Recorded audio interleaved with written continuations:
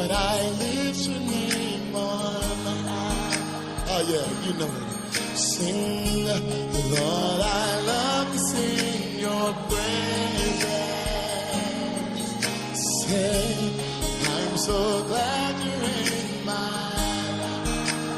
Oh my, my, my.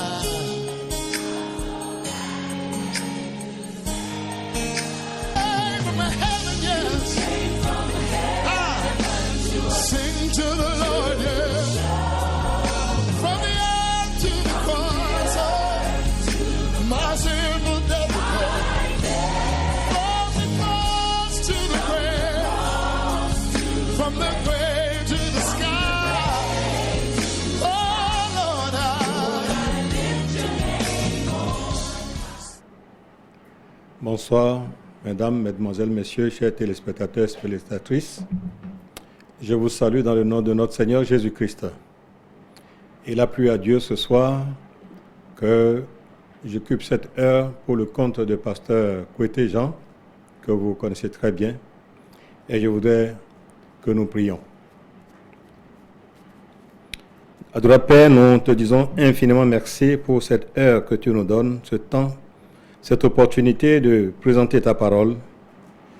Tu nous appelles à te connaître, à développer une relation personnelle avec toi et à vivre une vie nouvelle. Aide-nous par l'assistance de ton Esprit Saint ce soir. Donne-moi une langue exercée et permets à chaque auditeur d'avoir le cœur ouvert, bien disposé à recevoir ta parole. À la fin, nous voudrions, Seigneur, que des fruits de cette émission soient à la gloire de ton Saint-Nom. Béni sois-tu Dieu notre Père, nous prions dans le nom de Jésus. Amen. Alors nous remercions Dieu pour l'opportunité qu'il nous a donnée ce soir d'avoir cette heure d'entretien avec vous. Et nous allons développer un thème que nous intitulons « Quelle est votre relation avec Dieu ?» Quelle est votre relation avec Dieu? Nous prenons notre texte de base dans Marc chapitre 10, versets 17 à 22. Je lis de la version Bible Osterval. Je lis. Et comme Jésus sortait pour se mettre en chemin, un homme accourut et s'étant mis à genoux devant lui, lui demanda, « Bon maître, que dois-je faire pour hériter de la vie éternelle ?» Et Jésus lui dit, « Pourquoi m'appelez-vous bon? Personne n'est bon, sauf Dieu seul. Tu connais les commandements? Ne commets point d'adultère, ne tue point, ne dérobe point, ne dis point de faux témoignages, ne commets point de fraude, honore ton père et ta mère. » Il répondit et lui dit, « Maître, j'ai observé toutes ces choses dès ma jeunesse. » Et Jésus, jetant les yeux sur lui, l'aima et lui dit, « Il te manque une chose. Va, vends tout ce que tu as, donne aux pauvres, et tu auras un trésor dans le ciel. Puis viens, prends la croix et suis-moi. » Verset 22. Affligé de cette parole, il s'en alla tout triste, car il avait de grands biens. Ok, mesdames et messieurs, tout le monde se réclame de Dieu. Tout le monde dit être de Dieu.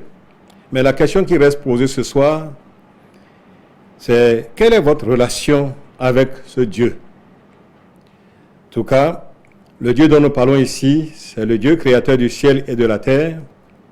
Et nous savons que dans nos traditions, dans nos cultures, nous avons la connaissance de ce Dieu. Mais en dépit de cette connaissance, ce soir, par cette présentation, Dieu va élever notre attention, notre cœur, sur ce qui manque, ce qui nous manque pour une relation effective, fertile et féconde avec Dieu. Alors ce soir, nous commençons en cherchant à définir comment vous définit-on dans la société? Vous qui m'écoutez, vous qui suivez cette émission, et dans le passage qui nous a été présenté, il a dit un homme accouru, un homme anonyme. Il peut être d'un statut particulier, il peut avoir un titre particulier, il peut être une personne élevée dans la société ou une personne de statut inconnu. Dans tous les cas, quel est votre statut? Comment vous définit-on dans la société? Et quelle appellation avez-vous de Jésus? Cet homme appelait Jésus bon maître. Et vous? Peut-être que vous l'appelez prophète, peut-être que vous l'appelez un grand homme, je ne sais pas par quel nom vous l'appelleriez, mais ce soir nous sommes interpellés sur ces questions. Au-delà de comment vous êtes, on vous définit dans la société et de l'appellation que vous donnez de Jésus-Christ, la question fondamentale est comment Dieu vous définit. Est-ce que vous pouvez répondre clairement à cette question? Comment Dieu vous définit? En tout cas, depuis la chute d'Adam et Ève, et par la nuit des temps, il y a une définition qui est claire dans le cœur de Dieu et qui a été révélée dans les Écritures. Et la Bible dit dans Romains chapitre 5, verset 23, il dit « Car il n'y a point de différence, car tous ont péché et sont privés de la gloire de Dieu. » Voilà la définition que Dieu donne de chacun. Tous ont péché, comme héritant de la nature pécheresse d'Adam. Dieu voit tous les hommes pécheurs. Non pas parce qu'ils ont péché, mais par héritage. Alors, juste pour nous aider dans cette présentation, je vais juste ramasser ce qui vient d'être dit en éveil. Et Wamina, permettez mon accent. Ok. Et bébé, miabe nyaguma, ele kuro, kadodo kemino kumawo. Et mi so miabe maunya so mako eta wo puis we adrien vai we blave vove dia. Ok. Enyanyi be ameshamele yuen ko into de kobiri yenyi mauto. Voix leke bandne leke ole do jesio le hameru le kaumeru le daumeru jesi dodon ke ko nono ameru ado do pe ganro ameru do nko gan ameru am jesi ameru pe jesio abe de manyala enyi ameru pe jesio nkan lekeo nko ko yona wo nkan neo voign et vive toi nibe leke maudo na ojesido. Ok,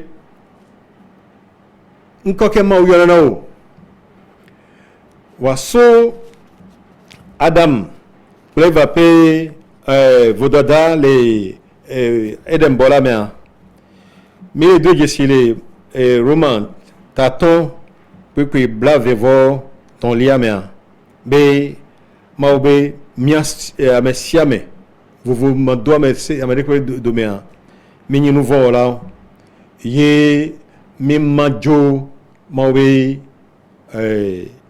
ndiko ko anti. La séparation, la perte de la gloire de Dieu, c'est la séparation d'avec Dieu. Où nous avons perdu cette relation agissante qui existait entre Dieu et l'homme avant le péché d'Adam. Maintenant,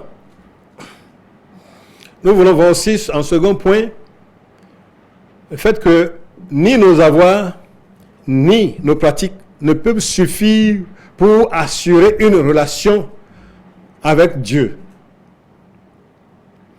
Dans le texte que nous avons lu, nous avions vu que cet homme qui s'était présenté à Jésus, a dit, il affirmait dans le verset 19 de Marc 10, il dit, Jésus lui demandait, tu connais le commandement, ne commets point d'adultère, ne tue point, ne dérobe point, ne dis point de faux témoignages, ne commets point de fraude, honore ton père et ta mère. Verset 20, il répondit, et il dit, Maître, j'ai observé toutes ces choses dès ma naissance. Oui, peut-être que vous dites que vous avez des pratiques. Chez vous, c'est des rites traditionnels. Chez vous, c'est la fête annuelle, la fête traditionnelle annuelle. Nous ne la nions pas. Ailleurs, c'est vos dîmes que vous apportez. C'est la confession de vos péchés. C'est tel ceci, tel cela. C'est vos offrandes que vous donnez. C'est les accueils, les bons services que vous rendez au niveau de votre assemblée locale. Tout cela est bon, mais cela ne suffit pas pour entretenir une relation efficace avec Dieu. Pourquoi? Nous lisons dans Jacques chapitre 2, verset 10, ce passage qui nous dit, Jacques chapitre 2, verset 10, il dit, « Car quiconque aura observé toute la loi, s'il vient à pécher dans un seul point, devient coupable de tous. » À moins que l'homme soit capable d'observer toutes les lois, alors il ne peut être en relation acceptable avec Dieu. Alors que cela est impossible à tout humain. Il y en a qui disent, je ferai tous mes efforts pour être en règle avec Dieu en faisant mes prières à l'heure, en observant ceci et en observant cela. C'est louable, mais ce n'est pas suffisant. À moins que vous pratiquiez toutes les lois et qu'aucune, vous ne soyez défaillant du point de vue d'aucune. Mais cela est impossible à l'homme. Et il faut seulement une solution que Dieu a apportée, que nous verrons plus tard. Et ça peut aussi vous avoir. Regardez le jeune homme riche là, cet homme riche, dans notre version ici, dit au verset, la Bible dit de lui au verset 22, il avait de grands biens. Il avait de grands biens. Ah, peut-être que vous avez de grands biens. Et ayant de grands biens, vous trouvez votre position élevée et que d'office, par vos bonnes œuvres, par les bonnes volontés que vous exercez, et Dieu vous accepte. Et vous dites, j'ai bonne relation avec Dieu. Ou mes biens, c'est la preuve que Dieu me bénit. Oui, Dieu bénit, il fait du bien aux pauvres, il fait du bien aux justes et il fait du bien aux méchants. Dieu fait tomber sa pluie sur les bons et sur les mauvais. Il fait lever aussi son soleil. Mais les biens ne disposent pas de notre qualité, de la qualité de notre relation avec Dieu.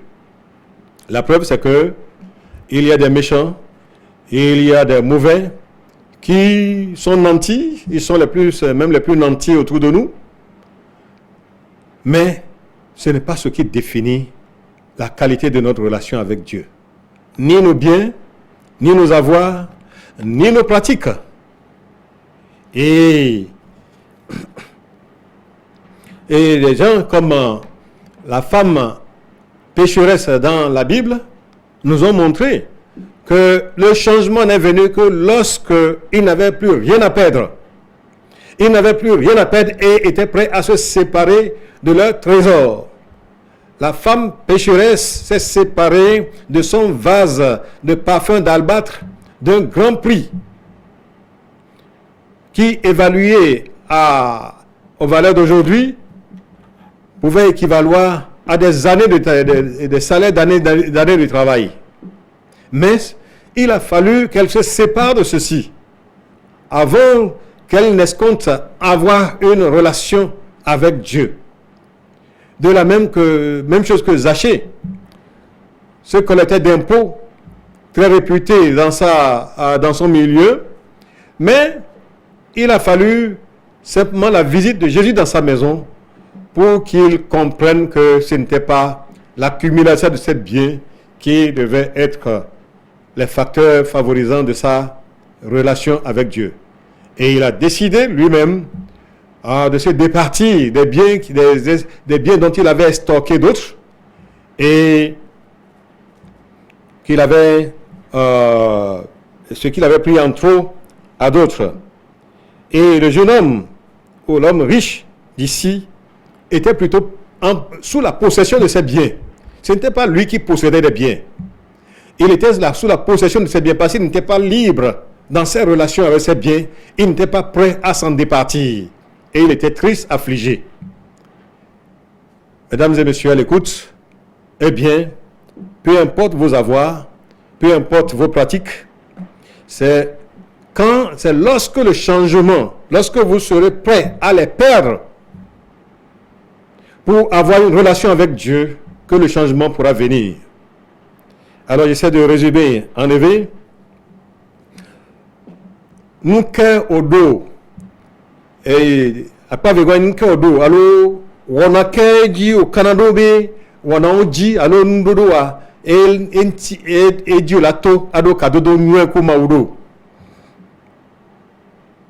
Mi kwe le Yakobo bagbale me tave kwi William ebe mon kan nous que au temps où les siadio ben on le ado siadia no da do de kantia wana okata ozujojoro tro que la va okuma o domene o kadodo kuma wa banyi kadodo ke la jema o ben kumea e kunyibe e la totron la va game o sogbebe o kesinunua ya bui mais nkoga ke doa ya bu nkoa alo dodo ke do de wona e be aso jema unua dodo kwata adasi le wanti ne akpanko akpa tonlia que Dieu média ififia. La troisième partie de notre présentation, c'est il te manque une chose, ou il vous manque une chose. C'est ce qui a été dit, c'est ce que Jésus a dit à cet homme qui était venu à lui. Qu'est-ce qui lui manque? Nous avons vu dans Romains chapitre 3, 23, il dit, tous ont péché et sont privés de la gloire de Dieu. Il manque à quiconque n'a pas de relation avec Dieu, il lui manque la gloire de Dieu. Peu importe son statut social, peu importe ses rangs, peu importe ses avoirs, peu importe ses pratiques. Tant qu'il te manque la gloire de Dieu, tu ne pourrais avoir de relation acceptable avec Dieu. Alors ce soir, nous sommes venus pour vous rappeler que cette richesse, cette gloire, qui est ce qui représente le poids véritable de la présence de Dieu, qui puisse agir en faveur de l'homme, quand ça manque, et vous constatez que cela manque, le cas n'est pas encore perdu pour vous. Oui, c'est cette gloire perdue qui est la cause de la relation perdue, de la séparation d'avec Dieu. Et sans cette séparation, la relation avec Dieu n'existe pas. Et au contraire même, vous êtes même ennemi de Dieu, parce que vous êtes sous la domination de l'ennemi de Dieu. Alors, que faut-il faire? Qu'est-ce qui manquait? Et comment restituer ce qui manquait? Eh bien, la seule solution que Dieu nous réserve, c'est le rachat de tout homme par Jésus-Christ. Dans Romains chapitre 5, verset 24, Romains chapitre 5, verset 24, plutôt chapitre 3, verset 24, il a dit qu'ils sont justifiés gratuitement par sa grâce, par la rédemption qui est en Jésus-Christ. Mesdames et messieurs, c'est seulement par la rédemption qui est en Jésus-Christ que nous pourrons être justifiés devant Dieu et avoir une relation acceptable devant Dieu. Pour avoir une relation vivante avec Dieu. Pour avoir une relation faite d'espérance. Pourquoi ce rachat? Pourquoi cette rédemption par Jésus-Christ? Parce que c'est lui, le Fils de Dieu, qui s'est fait homme, qui est venu sur cette terre pour venir chercher et sauver ce qui était perdu. Qu'est-ce qui était perdu? Cette gloire de Dieu dans la relation, dans l'homme. Il est venu la chercher, la sauver. Il est le seul. Aucun prophète, aucune divinité, aucune autorité, aucune domination n'assure ceci. Et ce soir, je vais vous le dire avec autorité que si Jésus-Christ, vous n'avez pas été racheté par Jésus-Christ, vous n'avez pas la gloire de Dieu, vous n'avez pas part à la gloire de Dieu. Et si vous n'avez pas part à la gloire de Dieu, vous ne pouvez avoir une relation de qualité avec Dieu. Pourquoi Jésus-Christ? La Bible dit qu'il est la rançon pour le péché de l'humanité. C'est lui qui s'est donné pour le péché de l'humanité. Tout le péché de l'humanité. Il s'est donné et a racheté l'humanité du pouvoir du péché. Et Jean-Baptiste pouvait dire dans Jean 1, 29, voyant Jésus venir à lui, dit, voici l'agneau de Dieu qui ôte le péché du monde. C'est lui qui est venu ôter le péché du monde. Gloire à Dieu. Et le péché qui a été le facteur de séparation entre Dieu et l'homme a été ôté par Jésus-Christ. C'est lui, n'ayant jamais connu le péché, qui est devenu péché sur la croix. Il est venu dans ce monde, il s'est fait homme, il a été à la croix pour payer de sa vie le péché de toute l'humanité. Lui qui n'a point connu de péché, il est devenu péché, afin que quiconque croit en lui devienne la justice de Dieu.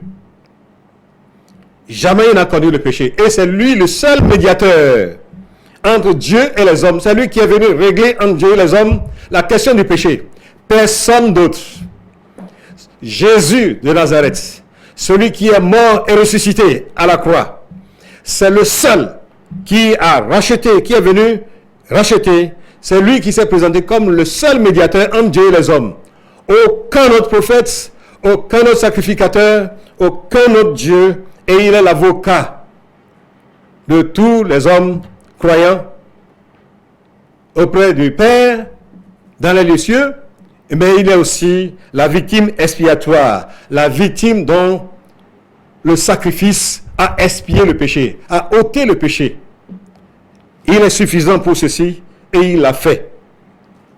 Ce Jésus que je vous présente brièvement, lorsque vous entendez parler de lui et que vous l'invitez dans votre vie, vous reconnaissant pécheur, et que vous l'acceptez dans votre cœur, croyant qu'il est votre Seigneur et votre Sauveur, alors la Bible dit qu'il vous donne le pouvoir de devenir enfant de Dieu.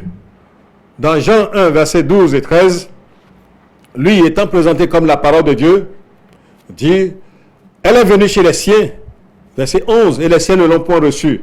Mais à tous ceux qui l'ont reçu et qui croient en son nom, elle a donné le pouvoir de devenir enfant de Dieu. On devient enfant de Dieu. Et dorénavant, une nouvelle relation entre père et fils est établie entre l'homme et Dieu, entre le croyant et Dieu. C'est là que la relation acceptable est établie entre Dieu et l'homme.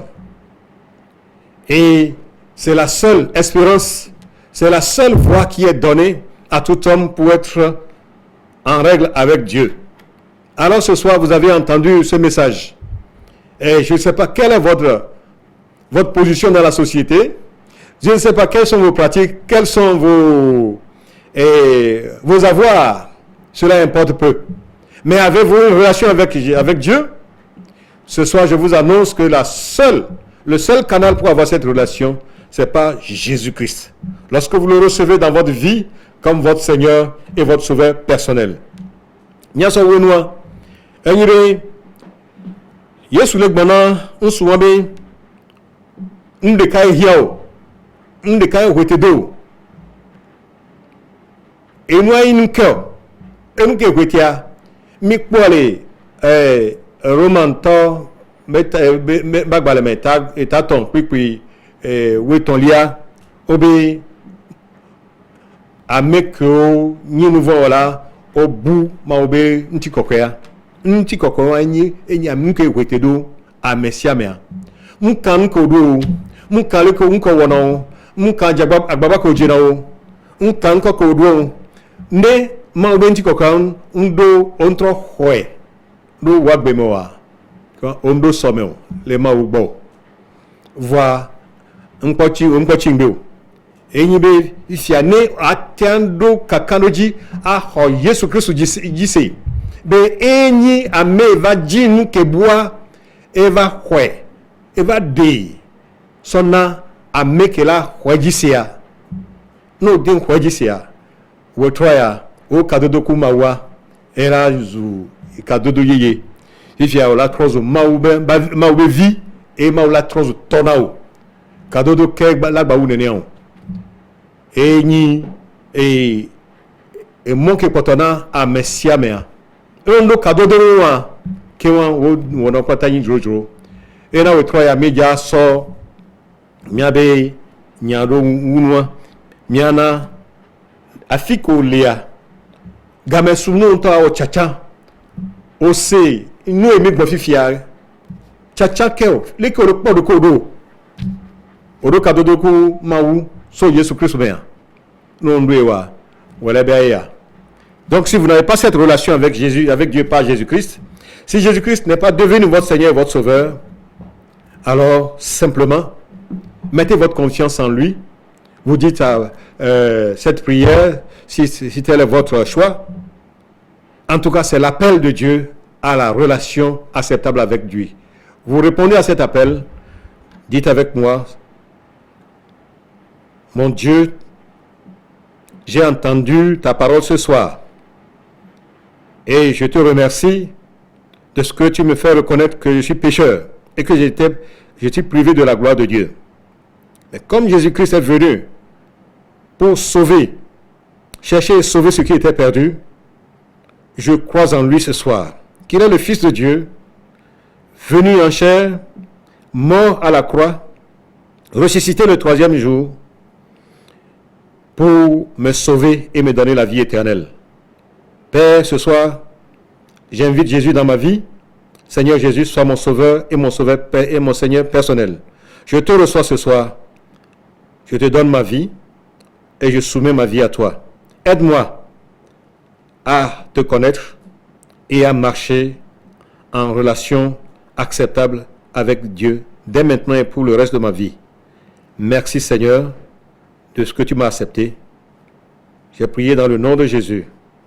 Alors, vous avez dit cette prière, vous avez le téléphone du pasteur en ligne.